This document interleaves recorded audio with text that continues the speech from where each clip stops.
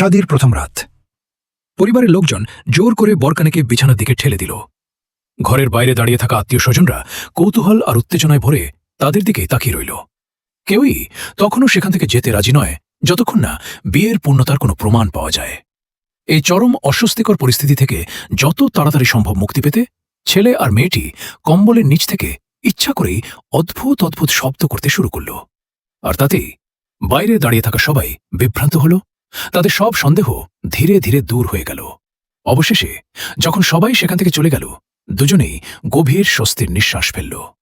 আবেগে ভরা চোখে তারা একে অপরের দিকে তাকিয়ে রইল। কিন্তু ঠিক সেই সিদ্ধান্তমূলক মুহূর্তে ছেলেটি হঠাৎ ঘুরে সেখান থেকে চলে গেল। কিছুক্ষণ পর মেয়েটি সেই জায়গায় পৌঁছাল যেখানে ছেলেটি কাজ করত। সেখানে গিয়ে সে দেখল ছেলেটি গোসল করছে। তার শক্তিশালী বলিষ্ঠ দেহ মেয়েটিকে অজান্তেই গভীরভাবে আকৃষ্ট করল। ঠিক তখনই রাগ আর কষ্টে ভরে গিয়ে মেয়েটি তাকে প্রশ্ন করল, তুমি আমাকে ছেড়ে চলে গিয়েছিলে কেন? ছেলেটির উত্তর ছিল সংক্ষিপ্ত, সে এখনও এর জন্য প্রস্তুত নয়। তবু রাগের মাথায় মেয়েটি দরজা ঠেলে ভেতরে ঢুকে পড়ল। ততক্ষণে ভোরের আলো ফুটতে শুরু করেছে। ছেলেটি শেষবারের মতো অনুরোধ করল সেখান থেকে চলে যেতে। আর ঠিক সেই মুহূর্তেই মেয়েটি দেখে ফেলল ভয়াবহ সত্য। তার স্বামী একটি ঘোড়ায় রূপান্তরিত হয়ে গেছে। তখন সবকিছু তার কাছে পরিষ্কার হয়ে গেল।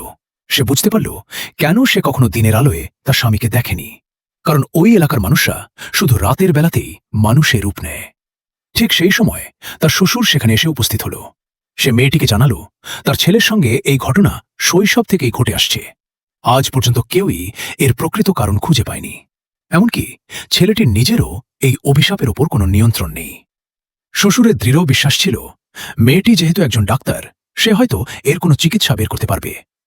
যদিও মেয়েটির কাছে এই সব কিছু অবিশ্বাস্যর ভয়ঙ্কর মনে হচ্ছিল, কিন্তু যদি সে এই সত্য অস্বীকার করত তাহলে সমাজের নিয়ম অনুযায়ী তার জন্য অপেক্ষা করত কঠোর শাস্তি। তাই সব মেনে নেওয়া ছাড়া তার সামনে আর কোনো পথ খোলা ছিল না। পরবর্তীতে নিজের স্বামীকে আবার মানুষে রূপান্তরিত করার আশায় মেয়েটি একটি প্রাচীন বইয়ে লেখা বিধি অনুসারে একটি বিশেষ ওষুধ প্রস্তুত করল। তারপর সে স্বামীর কানে আলতো করে স্পর্শ করে একটি জটিল ও রহস্যময় মন্ত্র পাঠ করল। আর ঠিক পরের মুহূর্তেই এমন এক ঘটনা ঘটল যা সে কোনোদিন কল্পনাও করেনি।